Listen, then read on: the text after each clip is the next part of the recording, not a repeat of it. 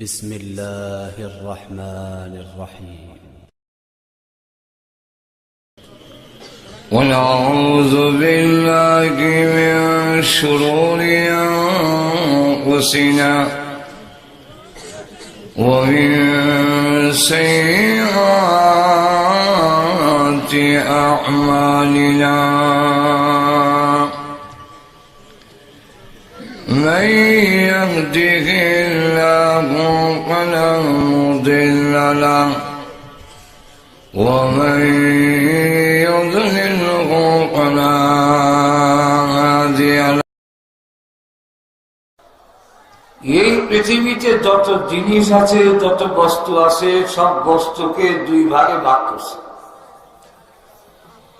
এক প্রকার বস্তু হইল আমরা চোখে দেখি, আরেক প্রকার বস্তু আমরা দেখি না। যেই জিনিস চোখে দেখা যায় এর পেছনে যারা শ্রম দেয়, মেহনত করে, জিনিসের দাম বাড়ে, কিন্তু যে মেহনত করে তার দাম দুনিয়া এবং আখিরাতে কোনোই বাড়ে না। যেমন লক্ষ্য করে দেখেন, চামড়া একটা বস্তু, এটা দেখা যায়। এই বস্তুর পিছনে যারা মেহনত করে, লবণ দিয়া শুকাইয়া ঘষাইয়া মধ্যে চামড়ার দামি বানায়, যার পরে এক হাত চামড়া দিয়ে জুতা বানানোর পরে ঢাকা শহরে এক হাত চামড়ার জুতার দাম 12,000 পর্যন্ত বিক্রি হয়েছে। চামড়ার দাম বাড়ল, কিন্তু যিনি মেহনত করে এই চামড়ারে দামি বানাইল, এরা তো চামড়ার মুসি থাকে, জীবনেও কোন মন্ত্রী হওয়ার সম্ভাবনা নেই। রড, সিমেন্ট, ইট এগুলা যখন আলাদা থাকে তখন যে দাম, যখন রড, সিমেন্ট, ইটকে এখন ওগুলো বড় টাওয়ার বানায়, এরপরে দেখা যায় রাত হিসেবে এক একটা কাঠ বিক্রি করে। ঢাকা শহরে এইভাবে বাড়ি বানায় বানায় বেছে। গুলশান বনানীতে এক একটা প্লাটের দাম 3 কোটি 60 কোটি টাকা।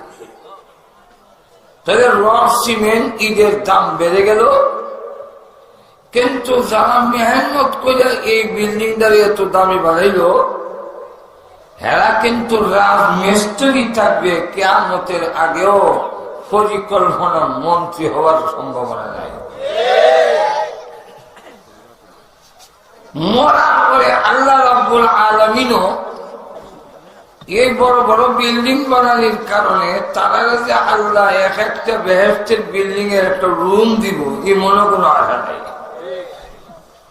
যেরকম, ঠিক না?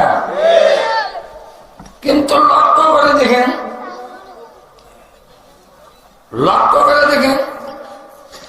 একটা জায়গা টিলা গাতা, একটা হয় না টিলা, কেউ কিনে না, দৌড়ে কোনো কামের না। সস্তায় জায়গাটা কিনা কমলের মধ্যে গামছা বাঙ্গিয়া টিলারে খাইটা গাতা তখন গড়ে দিয়েছে, এখন লেভেল হয়েছে, এখন আগের থেকে 3 ডাবল দাম বাড়ছে। কিন্তু যে মেহনত করে জায়গাটারে দাম বাড়াইল, এত জীবন ভর কৃষি থাকবে, এত কৃষি মন্ত্রী হবে না। মরার পরেও জান্নাতে কোনো বাধা হারা নাই। এর কথা, পৃথিবীর যে বস্তু দেখা যায় এর পিছনে যারা শ্রম দেয়, রাত দিন মেহনত করে, জিনিসের দাম বাড়ে, কিন্তু যারা মেহনত করে তাদের দাম দুনিয়া এবং আখিরাতে কোথাও তার দাম বাড়ে না। আরেকটা বস্তু হইল চোখে দেখা যায় না, এর মধ্যে একটার নাম ঈমান। ঈমান এমন এক বস্তু যারা চোখে দেখা যায় না, দেখানো যায়। এই কারণে দেখবেন চোখের বাজার 60 দোকানে বইয়া নামাজ পড়ে না, রোজা রাখে না, সুদ খায়, কিন্তু কিন্তু বুক তাওয়া দিয়ে মাথে নামাজ না পড়তাম পারি, ইমান বড় শক্ত। দেখা যায় না যে করতে পারে এখন শক্ত, যদি দেখতাম তেল না যাতাটা দেখতাম বলতাম শক্ত না নরম।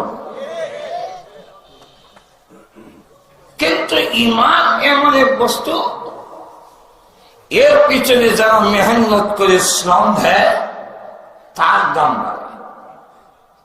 আর সুযোগে বলে দুনিয়া এবং আখিরাতে ওই লোকটার দাম বেড়ে যায় যার ভিতরে ইমান এসে গেল। এই লোকটা একজন সাধারণ গরিব অসহায় যদি হয়ে থাকে, কিন্তু প্রকৃতপক্ষে এই লোকটার সম্মান মর্যাদা আমেরিকার প্রেসিডেন্ট ট্রাম্পের চাইতে, ভারতের নরেন্দ্র মোদীর চাইতেও ওই অসহায় লোকটার দাম কোটি কোটি গুণ বেশি। কিরকম বেশি? আল্লাহ রাসূল বলেন, লা তাকুমুস সাআতু হাত্তা ইউকালা ফিল আরদি আল্লাহু আল্লাহ। যতদিন আল্লাহ আল্লাহ বলার মতো একজন মুমিন পৃথিবীতে বেঁচে থাকবে, আল্লাহ তার ইজ্জত আর সম্মানে আসমান আর জমিন ভাঙবেন না। সমস্ত মেহমান কাফেরদের আল্লাহ খাওয়াইতেছেন মুমিন ইমানদারের ইজ্জত আর সম্মানে। যেমনি ভাবে বিয়া বাড়িতে যা কিছু আয়োজন করা হয়, সব দামান জামাই বরের সম্মানে, যেরকম ঠিক না? বর না বরের বাপ আইলো খাওয়ান দিছে না, কিন্তু খাওয়ানির বেলায় বরযাত্রীরও খাওয়ায়, আশেপাশের লোককে খাওয়ায়, আত্মীয় স্বজনকে খাওয়ায়, এমনকি কুত্তা বিলাইও আর ডিমান্ডি খায়। কার সম্মানে খাওয়াইল? দামানদের, যেরকম ঠিক না? জামাইয়ের সম্মানে খাওয়াইল, কিন্তু লক্ষ্য করে দেখবেন কুত্তায় বুঝে না কার সম্মানে খাইছে। যেই দামানদের সম্মানে খাইলো, এই দামান না রুমাল দিয়া ঘর থেকে বেরিয়েছিলে, কুত্তা গালি দিদি করে না, ভাগ করে ওঠে। এর অর্থ হইল তুমি কে যাই ভাই, যার সম্মানে খাইলো তার জায়গায় তুমি কে যা। ঠিক তেমনি হবে বেঈমান কাফেররাও বুঝে না মুমিন ইমানদারের ইজ্জত আর সম্মান। যে মুমিনের ইজ্জত আর সম্মানে খায় তারে জঙ্গিবাদ করে আবার গালি দেয়। কুত্তা যেমন বুঝে না, দামানদের সুযোগ পাইলে পাওয়ার বুসির মধ্যে কামড় দিয়ে ধরে গিয়া তুই কেন বেটা, ঠিক তেমনি হবে। লক্ষ্য করে দেখবেন বেঈমান কাফেররাও যেই মুমিন ইমানদারের ইজ্জতে খায়, তাদের মাথায় পৃথিবীর বিভিন্ন জায়গায় বোমার আঘাত করে। আর শুধু বলেন, লক্ষ্য করে দেখেন ইমানদার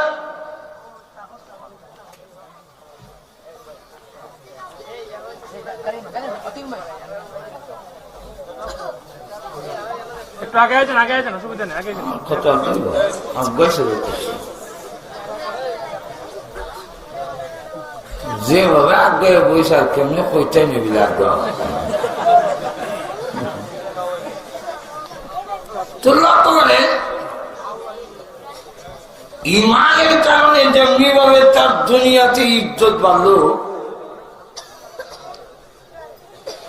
আপনারা আবার বলতে পারেন তাহলে ইমানদারের ভোগ বিলাস নাই।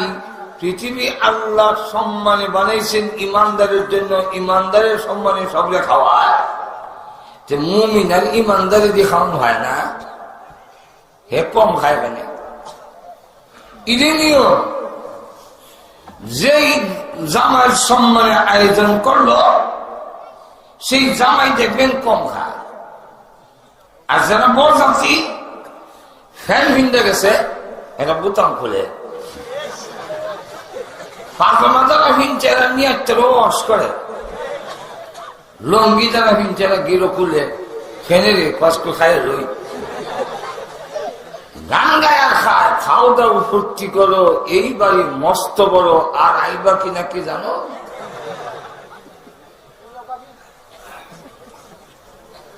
আর দেড় বেলা দেখে খাওয়ানোর আয়োজন করলো, হে না হজিবা হে খাইতে পারে, আর ওই জন্য খাই আছে।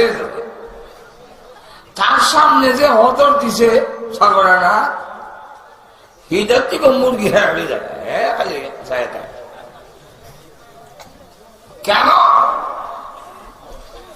পৃথিবীতে মুমিন ইমানদারের খাওয়ান বুক বিলাস দেখা যায় কম, আর বেঈমান কাফেরদের বালাখানা বুক বিলাস, তারা ভোগ বিলাস, গাড়ি বাড়ি নারী হেরান বেশি কেন?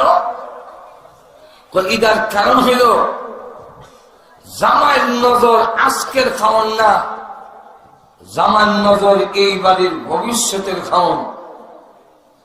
আর বরযাত্রী যারা এসে হেরান নজর হলো আজকের খাওয়ান, আর ভবিষ্যতে হইতাম না।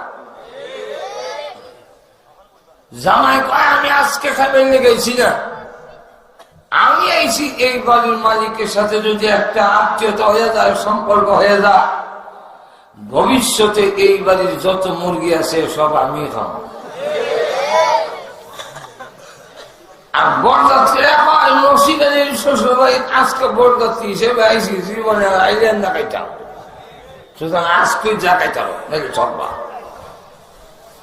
ঠিক তেমনি হবে মুমিন ইমানদার বলে আমরা আজকের খাওয়ান আমাদের উদ্দেশ্য নয়, এই পৃথিবীর গাড়ি বাড়ি নারী ভোগ বিলাস এটা আমাদের লক্ষ্য নয়। আমাদের লক্ষ্য হলো এই বাড়ির মালিকের সাথে যদি সম্পর্ক হয়ে যায়, বিশ্ব ব্রহ্মাণ্ডের মালিক যিনি, তার সাথে সম্পর্ক করে যদি পৃথিবীর থেকে বিদায় হয়ে যেতে পারি, তাহলে জান্নাতের সমস্ত মুরগি তো আমরাই খাবো। আর বেঈমান কাফেররা কয় মরে চলে জান্নাত নাই, ওই যা খাই বলে হুনি খা, জনমের খাওয়া খা। হেরো গান গায় আর কয় খাও দাও ভর্তি করো, এই পৃথিবী মস্ত বড়, আগামীকাল বাঁচবি কি না কি জানো? আগামীকাল বাঁচার কোন নিশ্চয়তা নেই, অতএব ইচ্ছা মতে খাবে না, জনমের খাওয়া খা। যেরকম ঠিক কিনা? দ্বিতীয়ত ইমান আনার কারণে যখন লোকটার ভিতরে ইমান আসে, হোক লোকটা কালো, হোক লোকটা গরিব, হোক লোকটা যে কোনো নিচের বংশের হোক না কেন, কিন্তু ইমান আনার পরে তার কাছে এত বড় মূল্য সম্পদ ভিতরে আছে, এটা নিয়ে যদি পৃথিবীর থেকে বিদায় হতে পারে, শুধু ইমানের বিনিময় 10টা পৃথিবীর সমান জান্নাত তাকে পুরস্কার দেওয়া। তাহলে ইমানের পিছনে মেহনত করলে লোকের দাম বাড়ে না কমে? আর বুঝতে পারে এই মেহনত আবার দুই রকম, একটা হলো ইমান আনার মেহনত, আর একটা হলো ইমান আনার ফলের মেহনত। ইমান আনতে গেলেও কিছু মেহনত করে তালাশ করে দেখতে হইব কোনটা হক কোনটা না হক।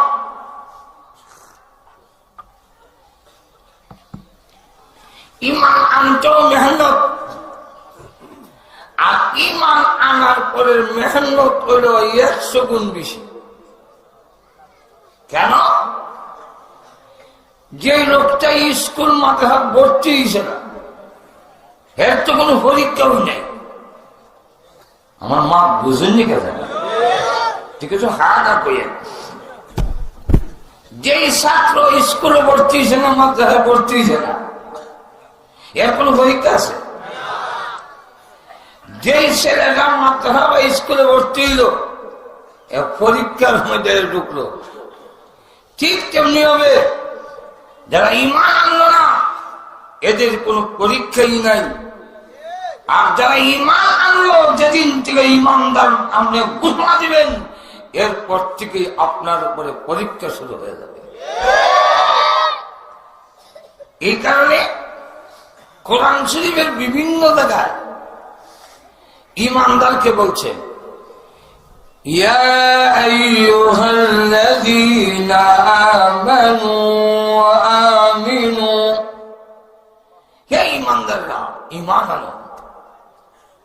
ঈমানদাররা ঈমান আনো, এর অর্থ কি?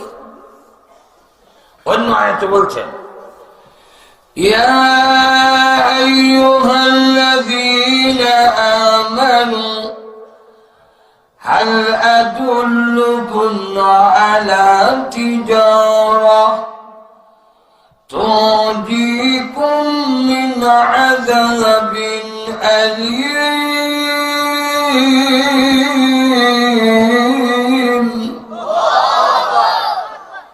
হে ঈমানদাররা, আমি আল্লাহ তোমাদের কি একটা ব্যবসা শিক্ষা দিব, যে ব্যবসায় তোমাকে জাহান্নামের কঠিন আযাব থেকে বাঁচাবে।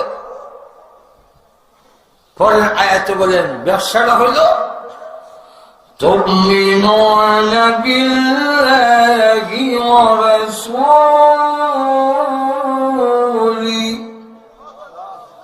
তোমরা ঈমান আনো আল্লাহর প্রতি, রাসূলের প্রতি। আল্লাহ আগে বলতেছেন ঈমানদারদেরকে আমি কি তোমাদের কি একটি ব্যবসার কথা শিক্ষা দেবো, এটা কাফেররা কোথায় না কোথায় ঈমানদাররা। ঈমানদারদের ব্যবসার কথা কয়া কয় ঈমান আনো, ঈমানদাররা কয় ঈমান আনো, তো কাফেররা না বলতে আসি যেরকম, ঠিক না? যেমন আমাদের দেশে অনেক এই দাওয়াত তবলিগ ওয়ালা লোকেরা ঈমানদারের দাওয়াত দেখে না, কাফেররা না দিত। এটা যে মোল্লা হয় হেঁটে মাথার তার পড়াশিরা, এটা আল্লাহ সালাকে বইতে হবে। কারণ এবার সিজারান থেকে, ঢাকার থেকে, কুমিল্লা থেকে, বিভিন্ন ঢাকার থেকে আয়া যারা দাওয়াত দেয় এরাও তো ঈমানদার, হে তো হিন্দুবাদকে বাস করে না, হে নিজে ঈমানদারের দাওয়াত দেয় ঈমান আমলে। আর অপর দিকে তবলিগ ওয়ালারা ঈমানদারের দাওয়াত দেয়, এখানে তুই দেশ কেন, তোর মাথা ঠিক আছে, তার ফিরা না ঠিক আছে মাঝে এখন, ঠিক না? আল্লাহ পাক ঈমানদাররা কেন বলেন ঈমান আনো? এর কারণ ঈমানের উপরে অচল অচল থাকো। কেন? ঈমান আনার পরেই তুমি কিন্তু পরীক্ষার সম্মুখীন হয়ে যাবে। এই জন্য অন্য আয়াতে বলেন আল্লাহ ইন্নাল্লাযীনা ক্বালু রাব্বুনাল্লাহ,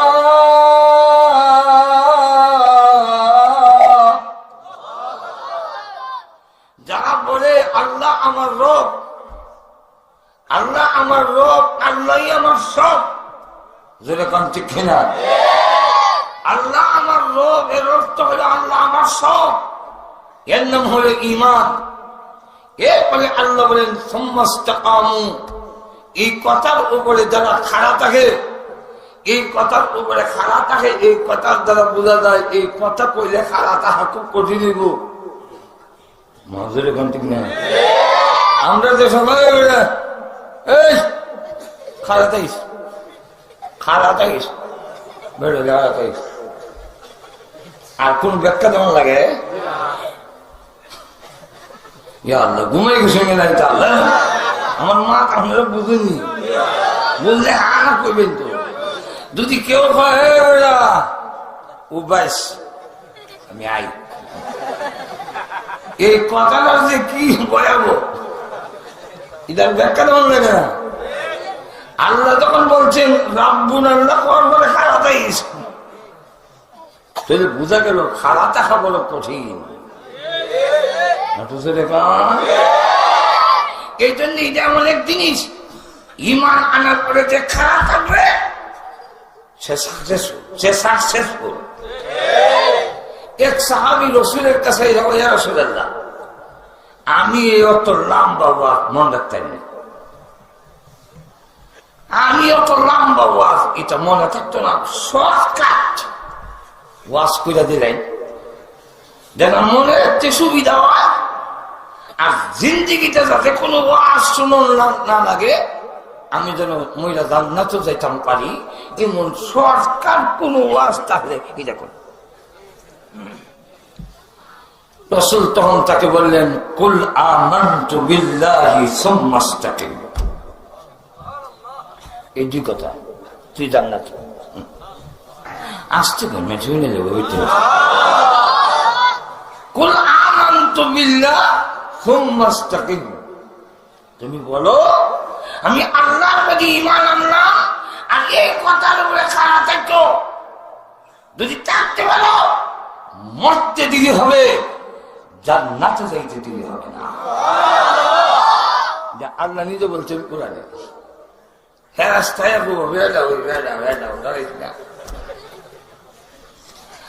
ألا تخافوا ولا تحزنوا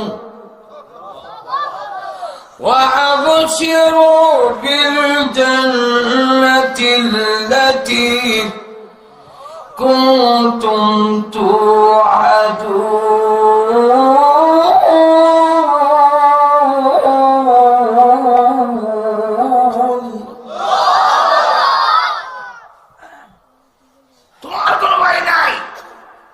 তুমি ঈমান আনার খারাপ ছিলা, অতএব চিন্তা লাগাইবে না। ওই দেখ জান্নাত, ওই দেখ ওয়াবশিরু বিল জান্নাহ, জান্নাতের সুসংবাদ দিয়ে দেব।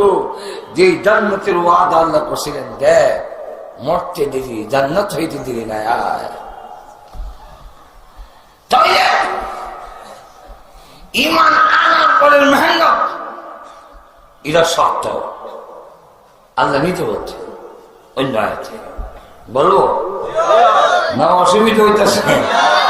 আল্লাহ বলে, أحسب الناس أن يتركوا أن يقولوا آمنا وهم لا يفتنون।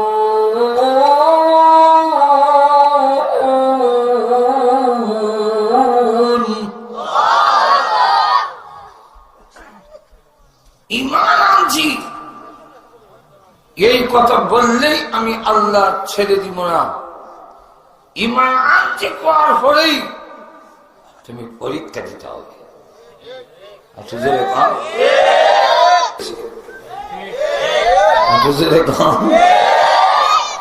وَلَقَدْ فَتَنَّا الَّذِينَ مِن قَبْلِهِمْ فَلَيَعْلَمَنَّ اللَّهُ الَّذِينَ صَدَقُوا وَلَيَعْلَمَنَّ الْكَاذِبِينَ।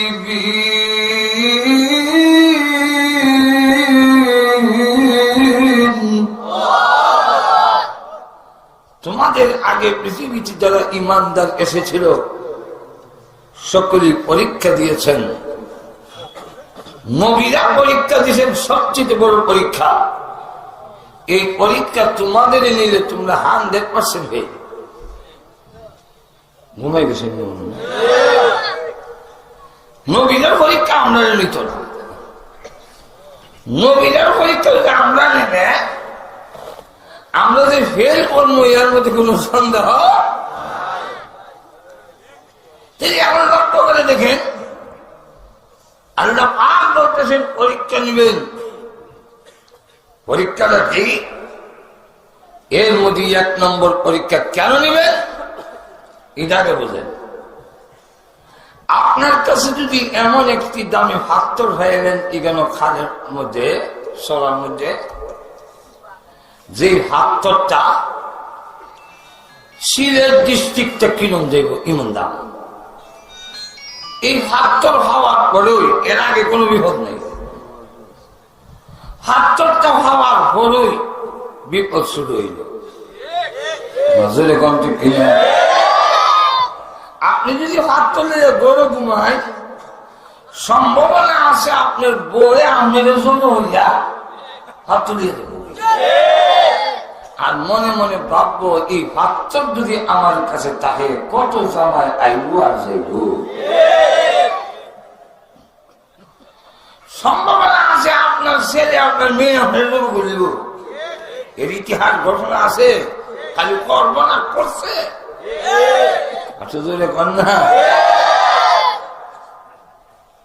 পাথর যদি আপনার কাছে থাকে, তাহলে বাহির থেকে লোকেরা যারা আইব এরা দা কমতি কুড়ার লইতো না, না না কমতি কুড়াল না তো, এরা লই আইব ক্রাসিং ক্লুব, মেশিন গান, আরো বড় বড় অস্ত্র লই আইব, এই দাগ লই এরকম হইতো না। আসলে এখন ঠিক কিনা?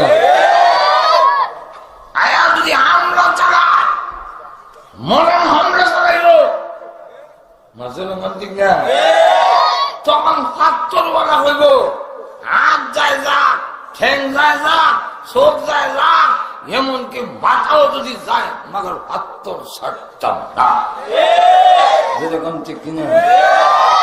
তাহলে একটা পাথর আপনার কাছে থাকলে, এটি যদি এত বড় বিপদ, আপনার ভিতরে এমন এক দামি পাথর, যে পাথরটা দিয়া জান্নাত 10টা পৃথিবীর সমান জান্নাত কিনতে পারবেন ঈমান দিয়া। এটা আপনার কাছে থাকবে, আর আপনার উপরে কোনো বিপদ আইতো না, এটা ওইতো হারে না।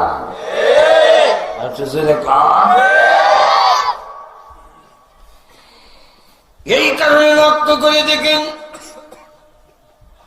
যুগে যুগে ইমানদারির উপরে পরীক্ষা এসেছে, নির্যাতন এসেছে। একবারে নমরুদের যুগ থেকে নিয়ে রোহিঙ্গা পর্যন্ত, রোহিঙ্গা যদি বদ্ধ হয়ে যেত, বাড়িঘর ছাড়তে হতো না, এরা যদি হিন্দু হয়ে যেত, ভারতে তাদের সহযোগিতা কইরা বার্মার থেকে আমন লাগতো না। এরা যদি খ্রিস্টান ইহুদি হয়ে যেত, আমেরিকা মাতাব্বরি করে এদের জায়গা ব্যবস্থা করে দিত। এরা একটাই অপরাধ, এরা ইমানদার। যেরকম ঠিক কিনা? ইমানের কারণে এই নির্যাতনের রীতি, এটা পৃথিবীর ইতিহাস সাক্ষী। কিন্তু জেনে রাখুন, আল্লাহর কসম করে বলি, নমরুদ থেকে নিয়ে রোহিঙ্গার নির্যাতন পর্যন্ত লক্ষ্য করে দেখেন, ফেসবুকের জগতে আজকে সবাই জানে রোহিঙ্গাদের প্রতি কি নির্যাতন করা হয়েছে। কিন্তু লক্ষ্য করে দেখেন, বাড়িঘর ছেড়ে দিতে রাজি, সন্তান ছেড়ে দিতে রাজি, আদরের স্ত্রী ছেড়ে দিতে রাজি, নাক নদী রক্তে লাল হয়ে যায়, যাক, এতে কোনো আপত্তি নাই। কিন্তু তারাও প্রমাণ করে দেখাইয়া দিয়েছে, সব কিছু দিতে পারি, জীবন দিতে পারি, আল্লাহর কসম এক মুহূর্তের জন্য ঈমান হারা হতে পারি না।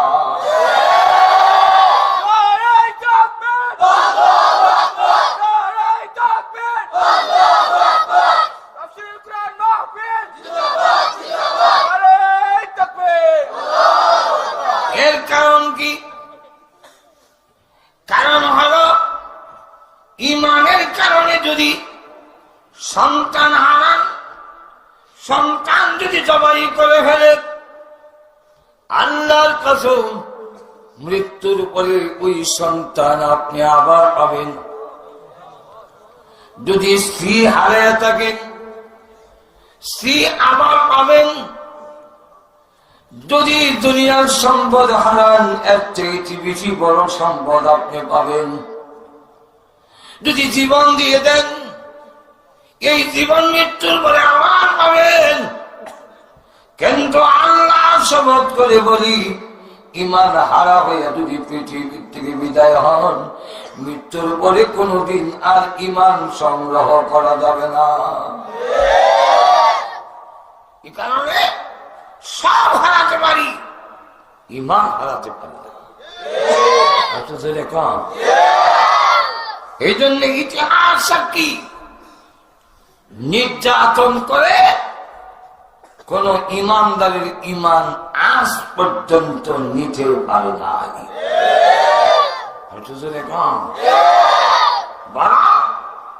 যত নির্যাতন করে ঈমানের উপরে চাপ দিলে ঈমানদারের স্পিড আরো বাড়ে, ঈমানের সেতুটা এমনি নীরব, খালি কুসা দিয়ে দেখো মাজের এখান ঠিক না।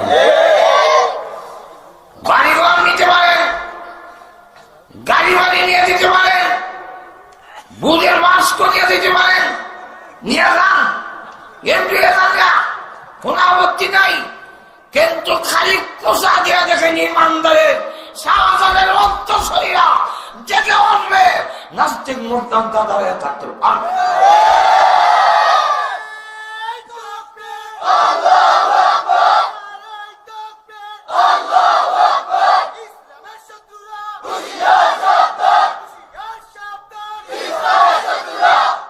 লক্ষ্য করে দেখেন, একবার গেছে সিরিয়াখানা সিংহ দেখতো, গিয়া দেখে রোডের ভিতরে সিংহ ঘুমাইছে, সে যে গেছে তার দিকে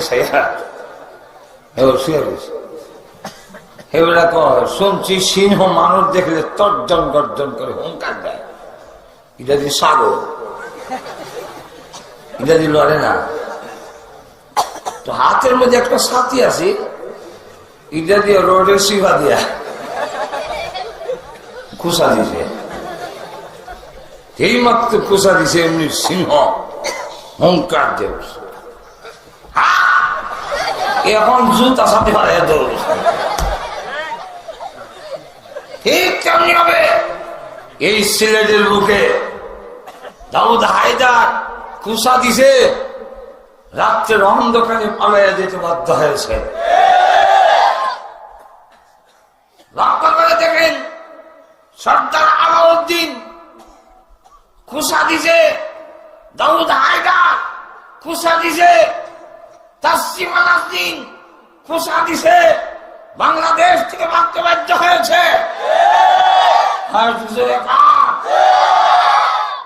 ওই ব্লগার শাহবাগী নাস্তিকেরা খুশা দিয়েছে, শাপলা সত্তরে ঐতিহাসিক জনসমাবেশ হয়েছে। লক্ষ্য করে দেখেন, ইমানে যত খুশা দেয় তত আরো জোশ বাড়ে, ফিরতে মানে নিতে পারে না। হযরত উমর রাদিয়াল্লাহু আনহু ইসলাম গ্রহণ করার আগে তরবারি নিয়ে রওনা হয়েছে রাসূলের মাথা আনবো। তো রাস্তার মধ্যে একজন সাহাবীর সাথে দেখা হয়েছে, তখন তো লুকাই ইমানদার জিজ্ঞাসা, আমার তরবারি নিয়ে কই যাও? মুহাম্মদের মাথা আনতাম। উনি তো দেখে পারত না, তো কিন্তু সহ্য তো করতে পারে। তো কইল, তুমি দেখবে মুসলমান মুহাম্মদের মাথা আনতা, তার গোষ্ঠীর লোকেরা কি তা তো চুরি ফিন্দে বই থাকবো না, এটা তোমার তোর মাথা তো বোঝা যে তুইও মনে হয় এই গুরু হেরু, তো তলে শেষ করলে। যেই মাত্র তরবারি উঠেছে দিছে দৌড়, কিন্তু উমর তো লম্বা মানুষ, দইয়া হারে না আমার সাথে। এবার যখন দেখে দইয়া জান বসে তারে না, তখন কয় আমার দৌড়ে লাভ নাই, তোমার নিজের বোন ফাতেমা এবং বোনের জামাই মুসলমান হয়ে গেছে। তোমার কস কি আমার ফ্যামিলির লোক হয়ে গেছে, তুই যা, আমি হেরারে সাইজ করি। এখন গজব দিকে গেছে, বোনের বাড়ির দিকে যে সময় যায়, ঘরের ভিতরে হযরত খাব্বাব রাদিয়াল্লাহু আনহু নামে একজন সাহাবী, উনি তারারে দরজা বন্ধ করে লুকায় লুকায় কুরআন শরীফ পড়া আস্তে আস্তে।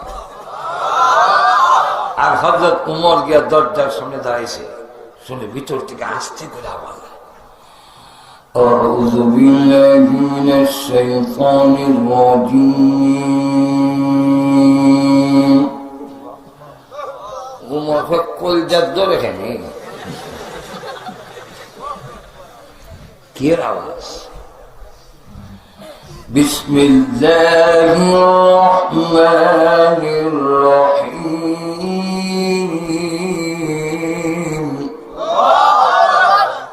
উমরকে কিতা হল রে, কলজা দিয়ে সিঁড়ি লাইছিল,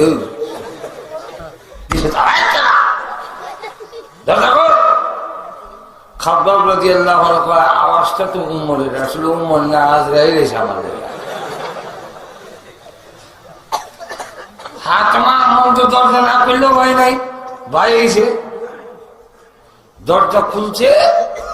এই সময় দরজার আড়ালে গিয়ে খাব্বাব রাদিয়াল্লাহু আনহু লুকাইয়া কয়, লা ইলাহা ইল্লা আনতা সুবহানাকা ইন্নী কুনতু মিনাজ জালিমিন। আল্লাহ, এবার আমার তরবারি এত দুই টুকরা করে দিল, বোনকে তো মারতো না, একবারে বোনের জামারে জানে মারতো না, আমার তো উঠিয়ে এদিকে ঢুকতে বোনের জামাই দিছে থাপ্পড়। বোন বাধা দিয়ে থাপ্পড় দেওয়া ওখানে আমার জামাই কি অপরাধ করলো, কি অপরাধ দিছে আর একটা থাপ্পড় বোন রে। বোনের কানের পর্দা ফেটে গেছে, রক্ত ঝরতেছে। এমন সময় কয় মনে করছে মাইন খাইয়া করব। আমরা দেশ এই দামেশ্বর বুট দিতে কেলে গেছিল, যখন ফিরাত তুলছে আর মাফ করবো, আর জীবন মনে করছে মাই খাইয়া বুঝে করবো আর জীবন খাইলে কইতাম না, এটা করবো মনে করছে। কিন্তু আরো চিন্তা করছে তুমি যেমন খাত্তাবের হুয়া, আমি খাত্তাবের হুড়ি। আঘাত করতে পারো, মারতে পারো, জীবন যদি চলেও যায় ইমান গ্রহণ করছে ছাড়তাম না। তাহলে ইমান এমন এক জিনিস, ইধারে ফিরতে মেরে নেওয়া যায় না। আর ইমান এমন এক জিনিস আপনার ভিতরে আসলে জান্নাত 10টা পৃথিবীর সমান মালিক আপনি হন নিচে। চিন্তা করছেন বিষয়টা? এই কারণে শয়তান এখন না ও ফিরতে মেরে নেওয়া যেত না। কেমনি নিতে হবে কৌশলে নেব, একদম ঠান্ডা হয়, ঠান্ডা হয় বলে কেমনি নিবা। শয়তান একটা করলাম ইমান কৌশলে আমার এক ষড়যন্ত্রের নাম উরুস মুবারক। কি নাম? আপনি যদি সকল ধর্মীয় কাজ আমরা গণেশের উরুসে যেতাম নি, গেলে আমার ইমান থাকবো না থাকতো না। হুজুর 7 কান যাতনা যেতাম নি, হুজুর মোহনদের নতুন আরেকটা বাড়ি সে হেত না কিতা করতাম যেতাম নি। হুজুর এখন ঠিক না, বিলিজা কোনটা বিলিজার নাম সাদি হেত না, তবলিগের বিট্রো হেত না ঢুকাই দিছে সেরকম কিনা। এখন দেখতাম নি হুজুরের কাছ থেকে পরামর্শ নিয়ে যদি চলেন অবশ্যই আপনার ইমান ধ্বংসের দিকে যাবে না। 2 নম্বরে হক্কানি উলামায়ে কেরামের নেতৃত্বে যে দাওয়াত ও তাবলীগ চলে তার সাথে থাকতে হবে। 3 নম্বর হলো মাদ্রাসা, এর সাথে সম্পর্ক রাখবেন, মসজিদের সাথে সম্পর্ক রাখবেন। 1 নম্বর হলো ইমান। সময় কম, আলোচনা বেশি, কথা বুঝলেন না? এখন লক্ষ্য করেন আমার ওই 9টার থেকে বয়ান হইল রেজিস্ট্রারি মারো, এই কারণে সমাজ ইসলামে আসার পরে, কথা বুঝলেন না? আমার দিদি বলে আমার কোন মেয়েরা কিছু ভিসাই দিয়েছে, আমি আমার টাইমে ছেড়ে দিতে হবে। এখন লক্ষ্য করে 1ম নম্বরটার নাম হলো ইমান। ইমানের মাধ্যমে কালা বেড়ারও দাম বাড়ে না কমে, আসলে কারণ 2 নম্বরটার নাম হলো নেক আমল। কি নাম?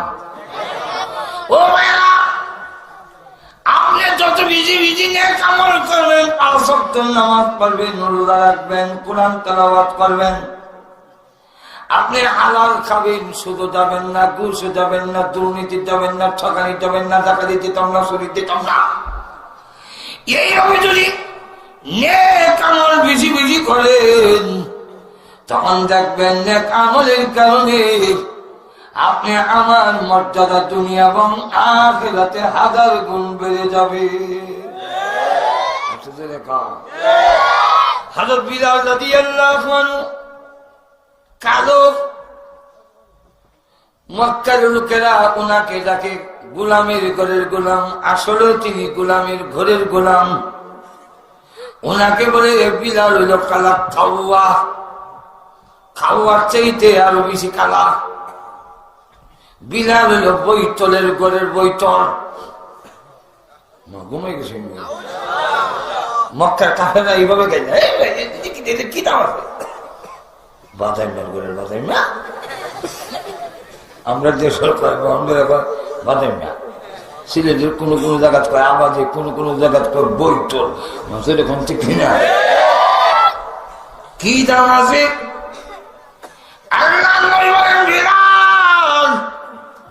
মন খারাপ করিস না, তোর রং কালো হইতে পারে, তোমার নাকের সেন্টার ঠিক না থাকতে পারে, ছোট মোটা হইতে পারে, পাওয়ার মধ্যে রেল লাইনের মতো মোটা মোটা ফাড়া হইতে পারে, গোলামের ঘরের গোলাম তুই হতে পারিস, বৈতলের ঘরের বৈতল হইতে পারিস, কোন আপত্তি নাই। কিন্তু ঈমান আর আমলে বিলাল তোমারে কোথায় নিয়ে পৌঁছেছি জানি? ও বিলাল, কিয়ামতের কঠিন ময়দানে আমি জান্নাতের গেট না খুললে কোন নবীও জান্নাতে যেতে পারবে না।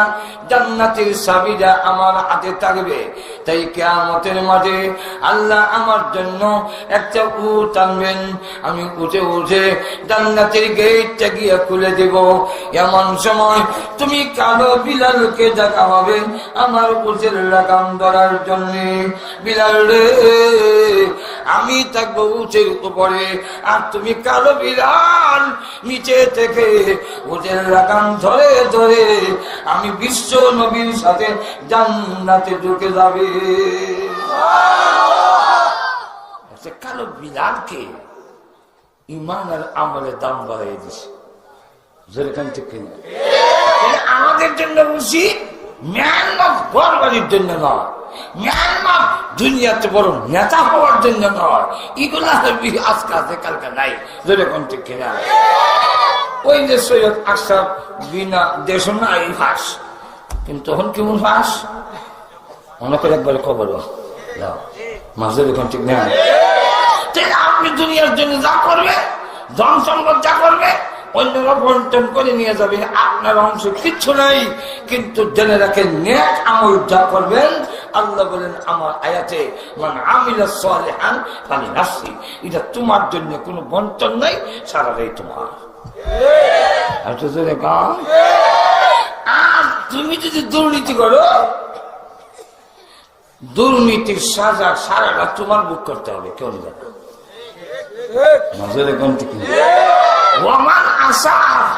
না।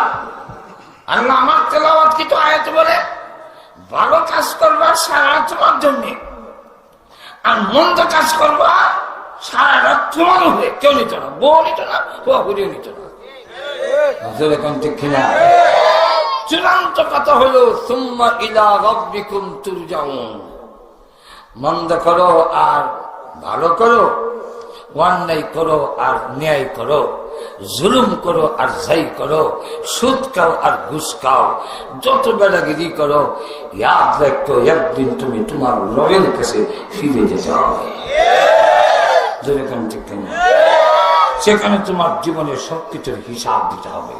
এই কারণে আল্লাহ রাব্বুল আলামিন আমাদের সকলকে কিয়ামতে আল্লাহর আদালতে জবাবদিহিতা প্রস্তুতি গ্রহণ করে করার আমাকে আপনাকে সবাইকে আল্লাহ তৌফিক দেন। সকলে বলেন আমিন।